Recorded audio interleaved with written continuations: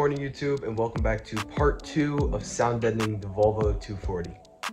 So if you didn't see part 1, go check that out, but basically we're starting to sound deaden the entire car.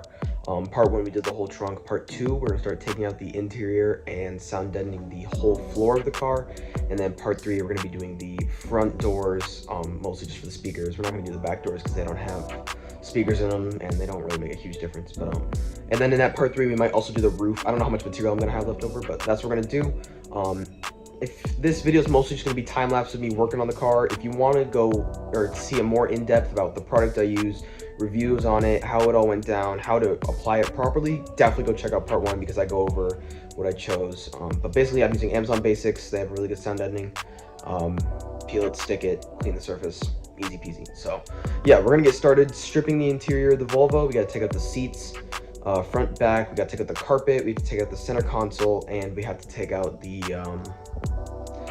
automatic gear selector. So we're gonna get started doing that. Hope you guys enjoyed the video. Please subscribe, like to the channel, it means the absolute world. I love seeing your guys' comments. Someone commented on the last video and it was just, you know, made my day. It's awesome. I love hearing what you guys have to say.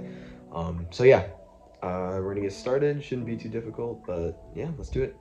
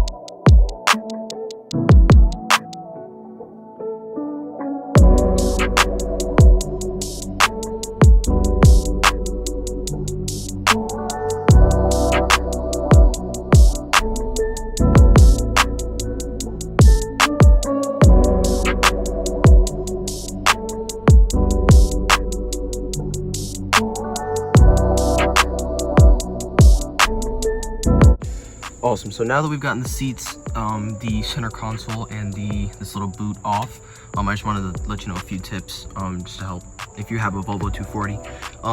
So for this, you have to unplug the heated seats. There's a plug here and the little light bulb. There's one on each side too. And then for the back little like passenger seatbelt light, there's this little guy. So that's how that comes out. And then it's literally just a screw on the, just a Phillips head screw on each side, and then it just kind of finagles it off, and you have to pull the e-brake too. This you don't actually have to take off. You just have to do the 2 screws on the back, like right there. You see the 2 holes, and it slides backwards and over this little tab right there. I don't know if you can see that. So yeah, you don't actually have to take this off because all we're trying to take out is the rug so we can do the flooring. So yeah, you don't actually have to take this off or worry about taking this off. It's easy as that. So next thing I'm going to time lapse is taking out the back seats. And once we take out the back seats, we will start prying at this rug.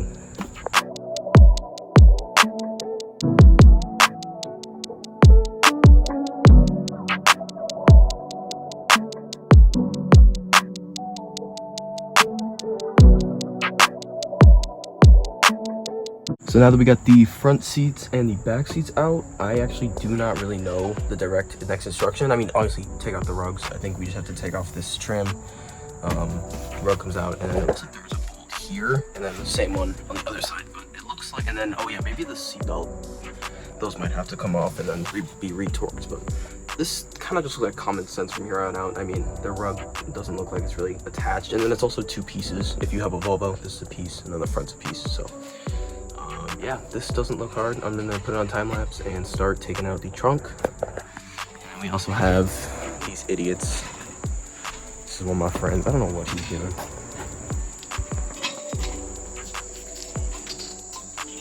Ooh, look at that. Oh. Oh. Oh. Welcome back to Budget Bit.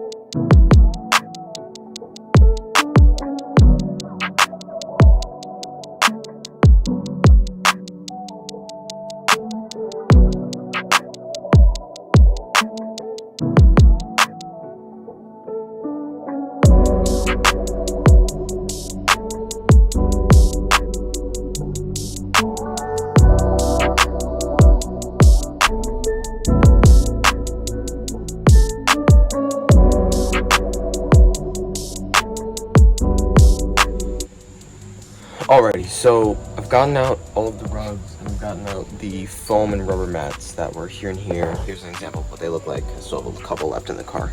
But this is very quickly becoming a full like floor pan interior restoration. Which I don't mind, you know, I eventually was going to do that while I'm in here. I may as well do it once. And if I didn't mention already, the car actually doesn't run at the moment. I have a blown head gasket, so that'll be, you know, coming soon. So I don't really mind this is a part. I can take as much time as I want doing this. So let me just walk through what I've found so far and everything. So this whole car needs to be vacuumed out, and there's just a bunch of just like shit everywhere, like washers and tags. Like there's a lot of what you see that looks like intimidating is either wires, which can easily be unplugged and moved, or just like leaves and random just garbage all over. So the first thing we're gonna have to do is remove all this old sound deadening. There's some here, there's a little bit up front, and there's kind of some that covers this little ledge here. So I have a method for doing that I found on YouTube. Again, a lot of people use heat guns or dry ice. Dry ice is expensive. Heat guns actually just melt this and make it stick more, so I don't know how I saw that. But the biggest problem that I have run into recently is that there is a lot of rust. So that is the floor. There's a big hole there. This is a big hole. And because this is on the edge of the sound deadening, I wouldn't be surprised if there's more under here. And then obviously a lot of this is gunk. So again, most of this will vacuum out, but this is all really weak metal, and that's a big hole there too. From what I'm seeing, it's kind of all in this area, which makes me think that one of these door seals is bad and water's just leaking in, and it probably pooled here. The last owner let this car sit for a year, so I wouldn't be surprised if that's what that is. And then also on this underside of the car, and this little, so if you don't know the Volvo 240, it's this pan here, which is this whole flat piece, which goes all the way to the front of the car. It's all connected, but then this like ledge is a second, I guess, frame piece. You can kind of see where they attach it from the factory, and it's like here, this wire.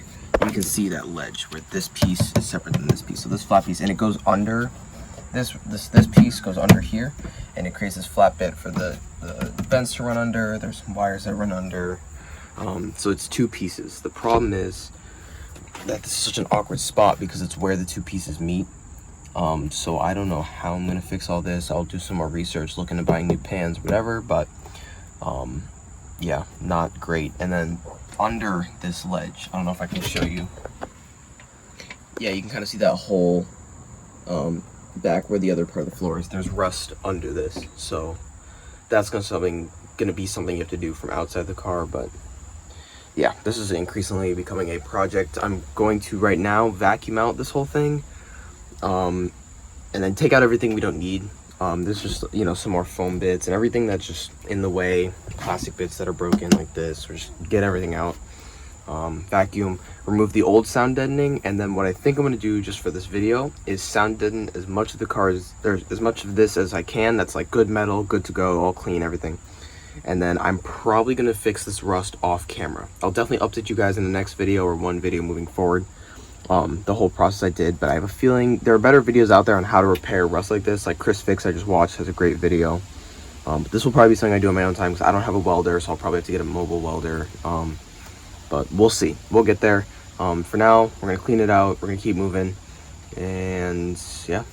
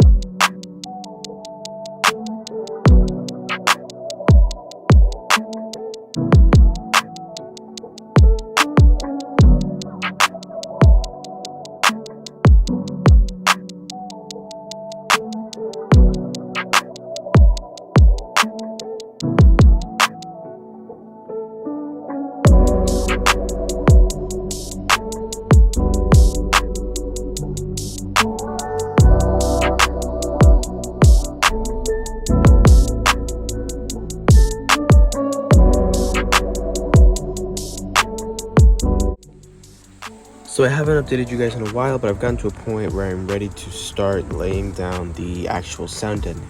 So as I mentioned before, there's still that rust hole. What I'm going to do is I'm going to sound deaden the rest of the car, come back to another time, probably off camera, and just get that done by a professional, and have that all nicely patched up. But what I've done and what you've seen in the time lapses, or not seen in the time lapses thus far, is I've more or less just gotten everything out of here. I've cleaned, vacuumed, I used a wire brush to get off some of the gunk, and I spray painted all the parts that either accidentally, when I was using the wire brush, got down to bare metal or was already a little bit rusty, and I hit it with the wire brush, got it down to just fresh metal, and then just hit it with a quick light coat of like the Rust-Oleum primer and paint, like rust stopping spray paint. So I've just let that dry for a little bit, and the next thing we're going to do is actually start laying the sound deadening. And if you haven't watched the first video, go watch that out. Go watch that. I already mentioned that I go more into depth on exactly how to do the whole sound deadening process, but we're basically just going to cover everything. Certain bits like here along this ledge, and we're going to be a little bit technical, and I'll probably end up going around most of this part, but we'll see how far we get. So yeah, that's going to be the next time lapse. We are going to start sound deadening the Volvo.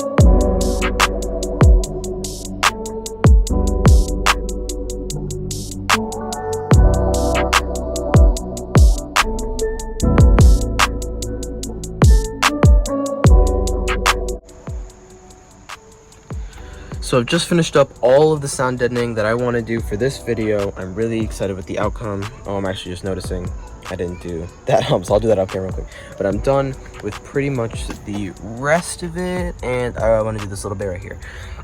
Besides that, we are done. You just saw me do this bit here, and you probably saw me do all the back. The reason I'm not touching this part, and I kind of wish I didn't do this panel right here, is because, as I said, I have the little rust holes there. So once I get those fixed, probably off camera, or if I end up filming the guy who welds this, I'll re-sound deaden just this little panel here. But for now, I'm like, I may as well just not worry about doing all this and come back when it's all fixed and patched and ready to be properly sound deadened. So we're gonna leave this for now. I'm happy with the results. I'm gonna go knock out this bit and that little wheel well there off camera, and that is going to be pretty much the end of the video. I will probably time lapse me putting the interior back together, or maybe I'll just cut to the end because you've already seen me take it apart and it's the same process. So yeah, I am super excited. This has been a lot of work and we're right on the tail end now. Yeah, thank you for sticking along. If you've gotten here this far, please like, subscribe to the channel, leave a comment. It means the absolute world to me. But let's keep going.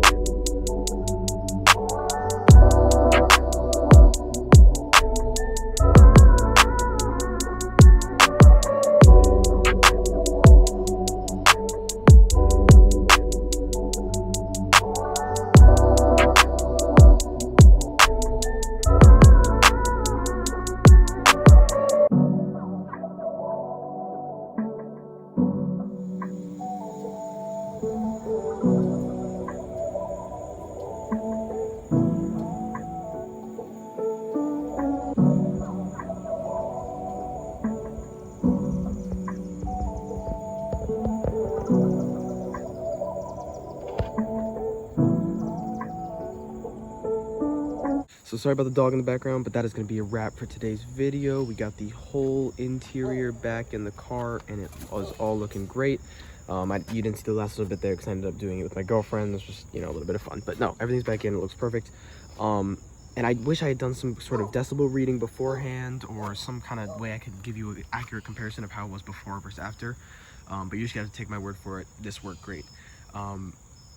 Would I say it was worth the time? I would say if you're planning on keeping the car long term, you don't want to go full race car and you're looking for just a little bit more comfort, especially if you're driving for a long time at a time, I would definitely say it's worth it. It's a lot of work. It doesn't cost that much, I would say, relatively for what you're getting, but I would definitely say it's all worth it. So yeah, that's going to be a wrap for today's video, guys. Please like, comment, leave anything in the comments at all. I will respond to all of them. And subscribe to the channel. It means the absolute world. And I will catch you guys in the next video, either with part 3, or we might be doing a new fuel pump and racing this against a stock 240, and you guys can see the results there. So peace out, and I'll see you in the next one.